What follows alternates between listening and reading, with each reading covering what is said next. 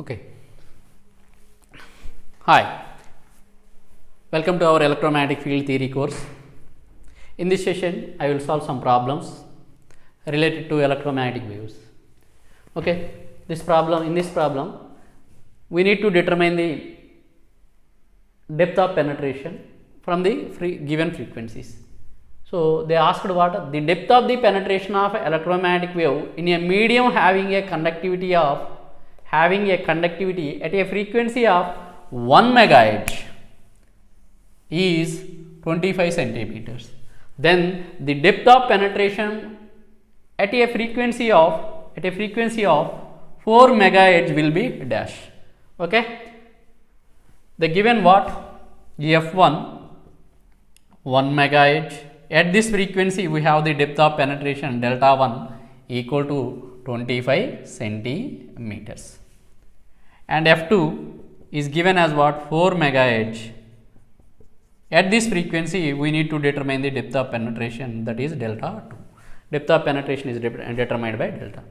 Okay, here for the given frequency, we need to determine the depth of penetration. Means what? We need to determine the relationship between depth of penetration and this frequency. We know that delta is nothing but 1 by alpha, where alpha is what? Under root omega mu sigma by 2. From this, we can write this one as what? That is 1 by omega means 2 pi f mu sigma by 2. Okay, so this 2 cancelled out. Delta equal to what? 1 by under root pi f mu sigma. Pi is constant, mu is the permeability of the medium, that is also constant for the given medium, sigma is also constant for the given medium. Means here this delta is inversely proportional to what? That square root of the frequency. We know that delta is inversely proportional to what? Root of the frequency. So that's why we can write from this delta 1 by delta 2 as what? Under root, as it is inversely proportional to the square root of the frequency, we can write this one like this, that is f2 by f1, where what we require delta 2, send this delta to that side, and we can write this one as what? Delta 1 into under root f1 by f2. What is delta 1? That is given as 25 centimeters, and f1 is given as what? F1 is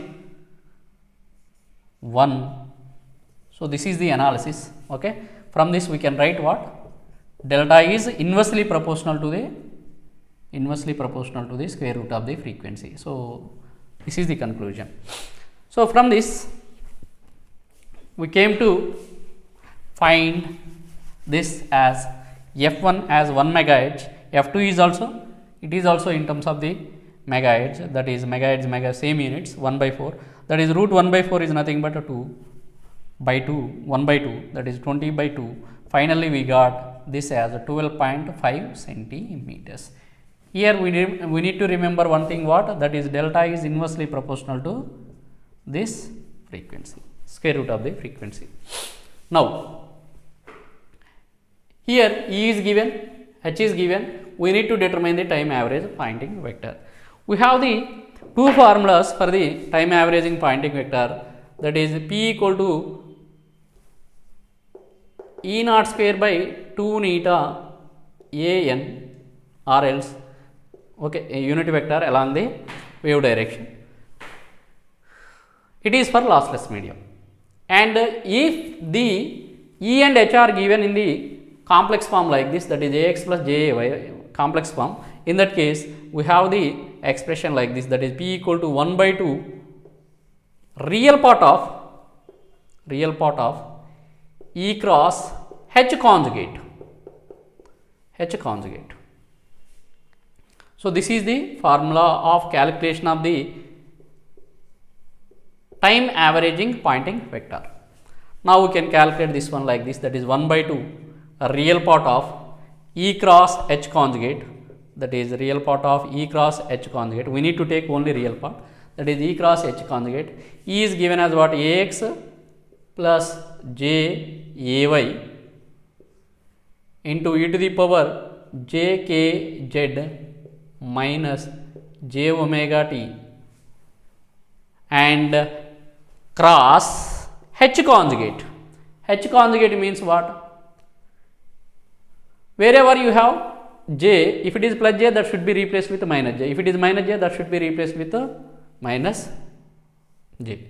So that's why here ay minus jx, because we need to take the complex conjugate. As it is plus j, here we have to take the minus into, I will write that part, okay, cross ay cross minus jx e to the power minus jkz into, okay, e to the power jkz minus, as it is minus, it should be plus j omega t. Okay, complex conjugate, we have to take the, as it is plus j, we need to take this as minus j, as it is minus j, we need to take this as plus j. So like this, and simplify this, 1 by 2 real part,